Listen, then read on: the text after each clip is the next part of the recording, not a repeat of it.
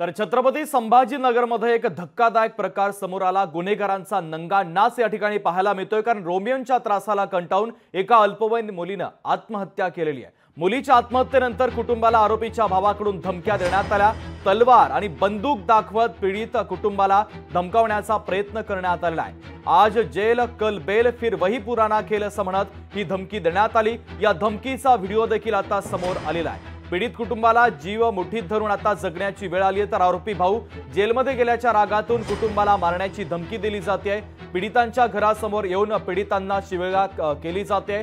Social मीडियावर हत्यारांसोबत गुन्हेगारांचे status देखील आता व्हायरल झालेले आहेत। तर पोलीस दहशत माजवणाऱ्यांवर कारवाई करणार का असा सवाल उपस्थित केला जातोय। छत्रपती संभाजीनगर मध्ये पोलीस पीडितांचं संरक्षण करण्यात कमी पडतायत का, हाही सगळ्यात मोठा प्रश्न या घटनेनंतर आता उपस्थित होतोय। तर पोलीस पीडितांना न्याय मिळवून देणार की नाही हा देखील सवाल या निमित्तानं उपस्थित होतोय। छत्रपती संभाजीनगर मधील ही धक्कादायक घटना आहे। एक लड़की अपने हर्षल पुलिस स्टेशन के एरिया में थी, उसने आत्महत्या की थी। उस आत्महत्या करने के बाद उसके नातेवाईक, उसके मम्मी पापा की तरफ से कंप्लेंट थी कि उसमें कुछ लोगों का उन्होंने नाम दिया था कि जिनके कारण उन्हें है कि इनकी स्टॉकिंग और इनके एक धमकियों के कारण उस लड़की ने सुसाइड किया था। उसमें हमने 3 लोगों को इसमें अभी तक अरेस्ट किया है। नातेवाईकों की तरफ से टोटल 7 आरोपियों के नाम थे, जिसमें से 3 लोगों को हमने अरेस्ट किया और बाकी का इन्वेस्टिगेशन अभी शुरू है।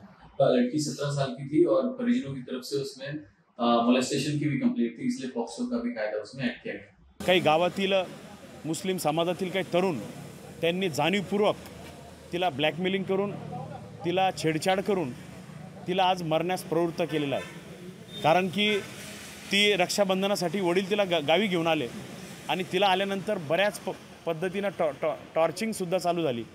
मला पोलिसांना विनंती करायची, पोलीस प्रशासनाला, की तात्काळ ज्या आरोपींनी जे करण्यास भाग पाडलं आणि खऱ्या अर्थाने जाणीवपूर्वक त्या गावातील आज 5वं 6वं प्रकरण आहे, म्हणून पोलीस प्रशासनाला आमची विनंती आहे, तात्काळ त्या आरोपीला अटक करण्यात यावी।